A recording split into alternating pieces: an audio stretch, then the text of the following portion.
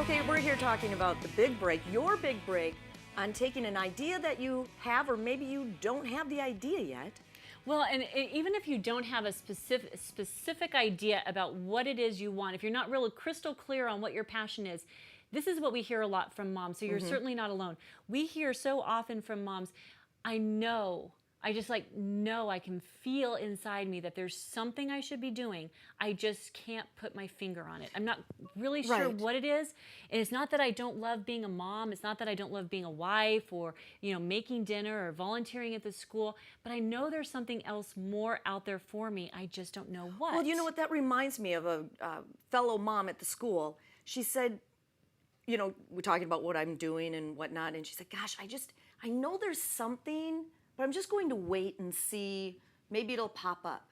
And that's fine. But if you really want it to come to, right in front of your face, there are certain things that you can do to help that come along. Don't you think? Absolutely. I mean, some people will just wait for it to drop in their lap. Yes. Other people will get really frustrated and maybe bummed out because they can't identify it. So, because I think what happens is we start thinking that it should just bam, it should be like our passion. We should know our passion, and if we don't know what our passion is, well, what's wrong with me? I think that happens a lot. I think there's truth to that. Yeah, it makes you start thinking, well, maybe I'm not such a passionate person. Maybe I don't have it in me. Maybe that's something for other people. Right. And that's not the case at all.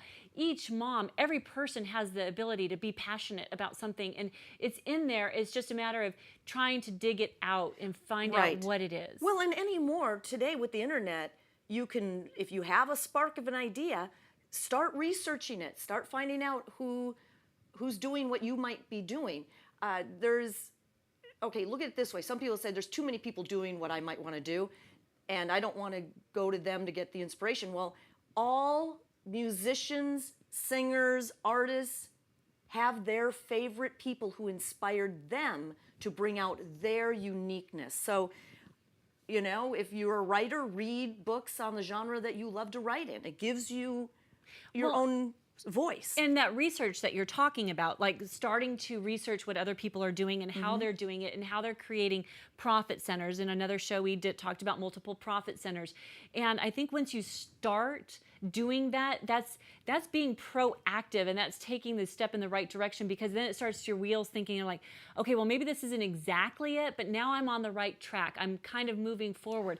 Thinking that your passion or your ultimate dream is just going to bam come at you is not going to happen that way. Right. And it rarely does. It can, but it rarely does. It's so funny. I'm a list maker, and Heather's a journal person.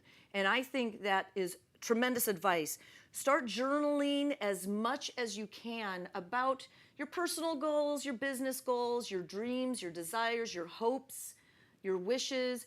Because when you see them on paper, there's something interesting about the process of writing and putting something down on paper and then setting it aside and going back and going, oh my gosh, I didn't know I had that in me. Well, and maybe even if you're a list maker, you can take the journal and make the list. But I'm not kidding. I'm talking about keeping those lists in something that's bound together, something where you can go back as a reference, because it becomes your own kind of autobiography, where you can go back and you can reference what it was that you were thinking. And, we've talked about this several times in the course of the show, but really going back to your childhood and what it was that you loved, because those are those pure thoughts, those pure passions. And here's another thing about the journaling. Everything that you put down on paper, you'll be amazed that when you look back at it a month later, many months later, everything put down on paper, we call it going back to the beginning, because it's, oh my gosh, this is what I wrote X time ago, and now I'm doing it. I can't. You said that all the time, Heather. We go back to the beginning. We've talked about the network, we've talked about the radio show, we talked about writing, we talked to the book. It's all going back to the beginning. Yes. Why are we wasting our time not just doing it? Because, all right, so when we're talking about going back to your childhood also and going back to the beginning, so the two are, parallel. Yeah, exactly. So there's nothing more pure, and this is what you know about your child, because if you're a mom especially, there's nothing more pure, untainted, perfect than a child. And imagination. And the imagination. Yes. And that purity, there's such clarity Yeah. There's a lot of clarity in our kids. And so learning from our kids on how we can be more passionate, maybe it's not just about us teaching them how to be passionate people. Maybe what we really need to do is step back and take a lesson from our children. Oh, absolutely. Because you're talking about Portia, who wants to cook and she wants to be a photographer. Oh, and she's not tying money to it. No, she's not. She's writing. She's been writing 2 stories. Yes. So it's awesome. I mean, I love it because she's living in possibility, because I'm not telling her it's not possible. I'm like, great. Show me what you can do. And all of our children do the same things. Right.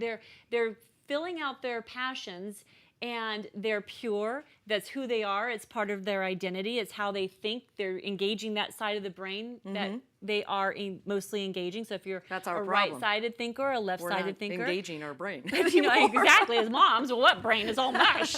I don't have any brain cells anymore. And especially after you're 40. Yes. Eyesight and brain cells gone.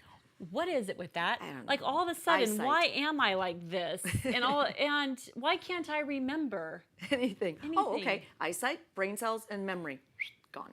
It might be a good thing. Let's look at There's Probably. a lot of things I might like to forget. Also, I mentioned in one of the other shows, I think it was about passion, when you're daydreaming and journaling about it, recognize and admit how you want to feel during the day. Because I feel very happy and satisfied that I love the transitions of my day. I love, waking up in the morning, having some time to myself, maybe getting a little bit of work done, then the kids wake up, get them ready and off to school, then I get to come and hang out with all these people, and then I get to go back. It's just, I don't look at my day and go, ugh, I gotta go do that. Well, and I think that's a really big point. How do you want to feel during your day? And it's certainly we have days that we do feel like that. Like everybody has those days, like, ugh, okay. But then you just have to kind of pick yourself up and. But it's not the make norm. Yes, if it's norm. happening to you every single I day. mean, if you're praying for Friday because you can't stand your job, I know. I love Mondays. It's time to think about something different. So please send an email to bigbreak@momstown.com and let us know what kind of big break you're looking for in your life. And also visit our website at momstown.com. And sign up for our newsletter so you can stay in the know. And we'll be right back with more on Momstown.